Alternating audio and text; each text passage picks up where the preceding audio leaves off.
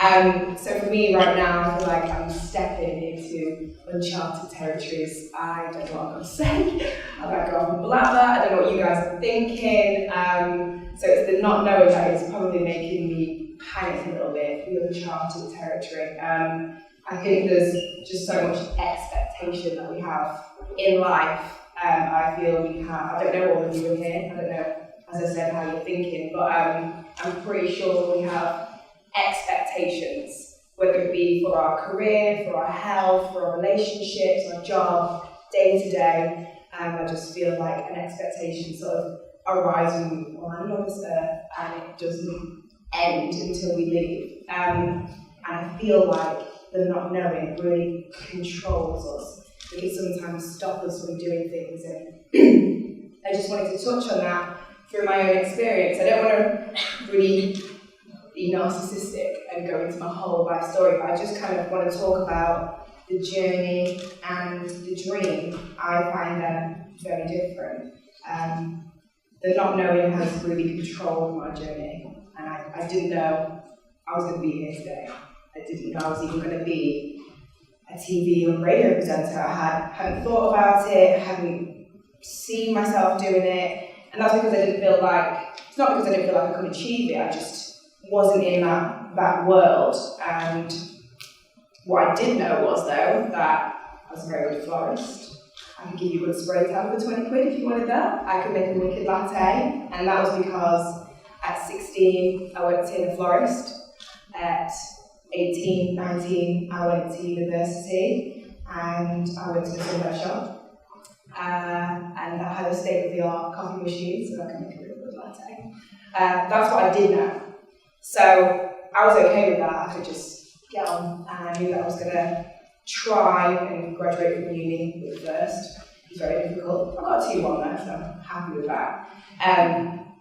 But I really kind of wanted to just have the security, and education was very secure for me because I knew I was going to go to college, then to uni, and that was right. It was a few years down the line, and I had that safety blanket that education was. And I feel we put so much pressure on what we should have achieved and what we should be, and if we're not worried about that, we're worried about how other people see us and how we should have done this by now. And I feel like, I don't want to kind of like everyone, I feel like maybe, hopefully, you can relate to that. So my journey really was just me figuring things out, and it's been 6 years I've been in the industry, for 6 years, and it's just been a bit of a snowball effect for me. I've had loads of pinch me moments, loads of them, and I just feel like there's plenty more to come. I never had that one target. I never said to myself, I want to be a TV radio presenter. I never had a thing. You know, when you grow up and you have a thing, I know dates in history, or I can play a musical instrument, or I'm very talented at art. I just never had my thing. Growing up, I was just sort of the person that had to revise.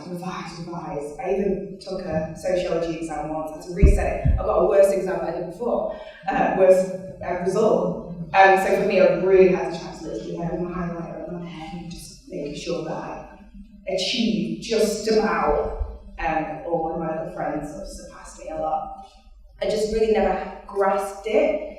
I was always a class clown, probably why I made sort of entertainment, I guess. So that was my thing, that was what I worked on. I tried everything though. My mum's an amazing artist, so I did art and I was good at it. I learned the piano, my mum bought me a guitar, never left my bedroom, didn't even touch it. I tried running, I think I faked an asthma attack, not into it. So I tried loads of things, and that was just me trying to attach myself to something as I got on. So for me, education was just something that was already attached, so I just did that. And I just think I kind of searched around quite a bit, and I never had that one dream. I never said to myself, I will be on TV. I had a lot of people that said, she's going to be on TV, she's going to be entertaining, she's going to do something. never really took it in. And there's one quote that I came across, which is very on brand for today, and it's from Leo F. Buscaglia, and he says that life is uncharted territory. It reveals its story one moment at a time. And I feel like that's what my journey has been like. We've got so much pressure on having an outcome that it stops us from doing or trying everything. I feel the last time I thought about who I wanted to be was probably about 8 years old, and I wanted to be a vet because I loved animals. Before that, I wanted to be a ballet dancer. But my thing was, for years, I wanted to be a vet. I loved animals, that's what I wanted to do. And I feel like that's where it starts. It starts with the, what do you want to be when you grow up? Question. And then from that, even now, probably, I don't know if you're all thinking about what you wanted to be when you were a kid or when someone first asked you that. We go through life kind of just having that attachment to that. We kind of, maybe at one point we figure out it's not going to work for us, maybe it's out of our reach, maybe it was just something crazy that we thought as a kid, because I definitely knew a lot of astronauts when I was a child, but now. So I think to the point where we get to is when we realise it's kind of, no, we have to figure it out. We're not going to be a vet anymore. I mean, once Mum told me that I was going to have to put animals down, it was off. It was done. So yeah, that's when we kind of, life sort of gets a little bit serious when you're trying to figure out what you want to do. And for me, like the quote from Leo was saying, my journey has been showing me one moment at a time. I know it sounds so cliche. That's very me. For me, I picture it like a ball of string. And you don't know what's in the centre of that ball of string. It could be a house, it could be, literally could be a penny, a diamond, whatever, but you're carefully pulling out different bits of string. Maybe that piece of string is quite weak, maybe it's different colours, and you just got to really push yourself and apply yourself. And for me, I take moments quite seriously. I feel I haven't thought about it until actually I was writing this TED Talk, to be honest. Now I'm thinking about the TED Talk, I've gone off script. But as I was writing what I was going to say to you today, I started to realise that, okay, that was a moment for me, or that was something showing me that I'm on the right path. And I know sometimes that we can get stuck in a moment where we don't think this is for us, and everything can be showing us like, no, negative, and we're just searching for the positive so much. There was a moment that I came across sort of 2 years into working, doing TV and radio being a presenter. Got really, really low. But before that, I remember working at the sunbed shop, just in Heaton, and I loved it. I was very good at my jobs. Like I made sure I was good, just purely because I had never found my thing yet. I went on courses, I got certificates. So, I was kind of pushing myself to be good at whatever I was doing, just to find my thing, I guess. And I was at the sunbed shop, and I was closing at once, and I watched The Chase. It's got a TV show. And Bradley Walsh, very random, came into the shop to use the toilet. And I was saying, this is a sign. Something's going to happen. Like, he's going to ask me to be a part of the show, what he's filming. He didn't ask me, he just asked me to use the loo, and that was it. But then I started to get into college, and I did media, and that one little moment that made me feel like something here, something's telling me. I started to put my all into my media at college and at uni. And as I went to uni, you have to write your letter to apply. I forget what it's called.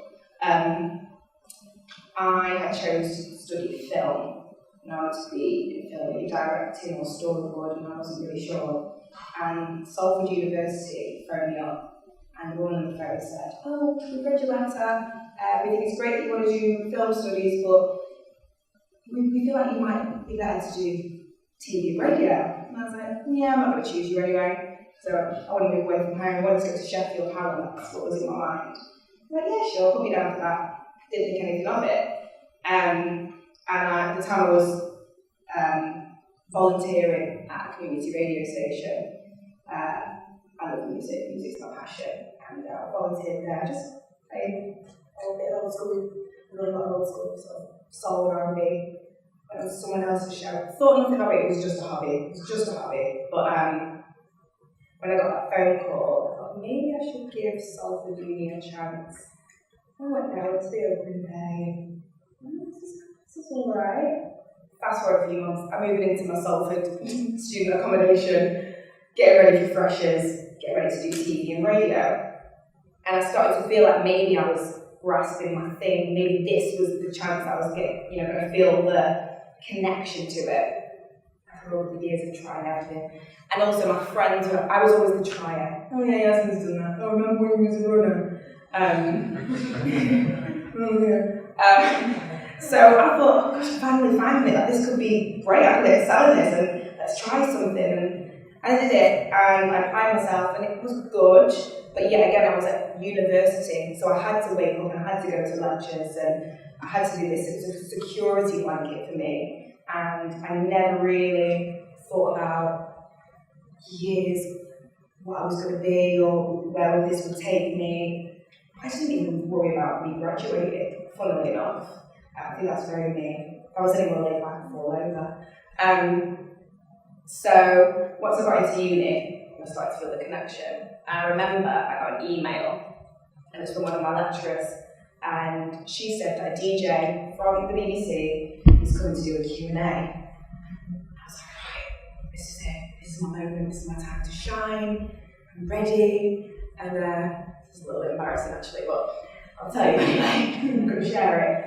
I researched this DJ's favourite colour and I wore it. Don't ask me how, Google can tell you anything, and it's probably more embarrassing if I tell you. I'll tell you the DJ's name. It was Tim Westwood. So I was like, right, I'm going to impress him. And I thought, okay, I need to look official. I went on Amazon, I bought myself a little recording device, I think it's called a Zoom, and you've got a little attachment. I felt like Peter Parker. So at the front, this is it. I thought if I don't try, it's just going to be an absolute failure. Like I just would kick myself, like why didn't we try it? So I went and I asked my questions and it was really cool, it was nice. It was the first time I really met someone that was paying minutes and it was really lovely. At the end of the Q&A, he was doing a ballot to pick out some tickets for their live show that evening, which was in Manchester at the Apollo. And my name in. And then he was like, oh, I hope Yasmin gets it. I didn't correct him, obviously. My name's Yasmin. And I didn't get chosen, but a lovely girl who I went to uni with, she was like, oh, come with me. So we went, it was a wicked night. That was in November 2011. In December 2012, I was stood on that exact stage introducing that live show to 3,500 people. In a matter of less than 12 months, my whole life had just spun around. And thinking back to it, I think my life has shown me these moments, my story, my uncharted territory has revealed itself one moment at a time. And I always panicked that I never had an end goal, or I never had a dream, or I never wanted to be somewhere, because as I got to this stage, I thought, gosh, so many people around me go, you're lucky, you're so lucky, this is amazing, I've always wanted to do this. And I'm starting to doubt myself, oh God, am I not worthy of this, or am I not taking it seriously? Should I be here because other people want it? And I just realised that I had been undoing my ball of string for a really long time, and I hadn't noticed until these, I think back to these moments. And I just kind of feel like a lot of people panic, and today I didn't want to talk to you and give you advice. I wanted to kind of be on your level and say that if you didn't have a dream, or maybe you do, it shouldn't stop you. Just because you don't know where you're going does not mean you shouldn't embark on your journey. I think it's really important to just put yourself out there. And I know that those moments are very, very positive for me, and not everyone's journey is positive, not everyone's journey is easy, and some of the moments are really negative. 2 years into my career, I was like, I'm going to do this, I'm done, I'm finished, I'm going home, because I just felt really out of my depth. Loads of people around me were really applying themselves, and wanted it for years, they've been in the industry for way beyond, before I was even born, some of them. And I just thought, I'm not worthy of that, I'm unhappy. It's not that I didn't appreciate where I was, and I wasn't grateful because I was. And not that it wasn't going well, because it really was. At that moment, I was presenting on a breakfast show. That's insane to me. What if I florist? Who even thought of that? I found my mum and I was like, that's it, I'm going home. I'm going back to the Sunday shop. I don't want to do this no more. I was happier then. I know what I'm doing in Manchester. I don't want to live in London anymore. I'm lonely and this and that. Was all very, very negative. And when I get on the phone to my mum, I don't know if anyone can relate or whoever it is, I just get into a panic. She couldn't say anything. She's like, okay, alright, that's what you want to do. Do it. She's like, you won't be happy. No, I'll be fine. No, because you're stepping back. And I didn't realise that in order to lose myself, which I felt like I was doing, I had to find myself. It was a whole different path for me. I wasn't a florist or a springtime. I was a broadcaster and a presenter, and this is something I didn't know. This was like my uncharted territory, and I just felt like I was drowning. I felt like I just needed to let go and just allow it to just take me. Was great. It is amazing. It's beautiful. I feel most of us can only dream our dreams. Very few of us can actually live them. And although I wasn't living the dream that I had, I was definitely living a dream life. And I still feel very privileged that I am doing. It started off with one tweet. Whenever I say the story, I'm like, it sounds so ridiculous, but I sent out one tweet from my Twitter page, and it was to a producer at One Extra, and it was about music. It wasn't even, listen to me, watch me, hey, over here. It was just, I was talking about an artist, and I asked her a question. And from that moment, 4 weeks later, she was asking me to come down to London for the third time in my entire life. And these moments have just paved the way for my wisdom to reveal itself, and I've got plenty more to come, I know I have. But from one tweet until now, I feel very blessed. I haven't put pressure on myself, I've just let it go. I've let it go, I've tried to make things. I had to be a florist and springtime people's naked bodies. To get me here, I had to do that, and I feel like we shouldn't restrict ourselves. Why have one singular thought? Why don't I just say, I want to do this, and this is what I'm going to do? Why don't we just wind up a little bit, put the walls down, and allow ourselves to feel a bit vulnerable, and don't panic, and just go for it. I feel like that's what I did, and it worked for me, really. I was very blessed. I think we put too much pressure on ourselves. There's a lot of stress, and we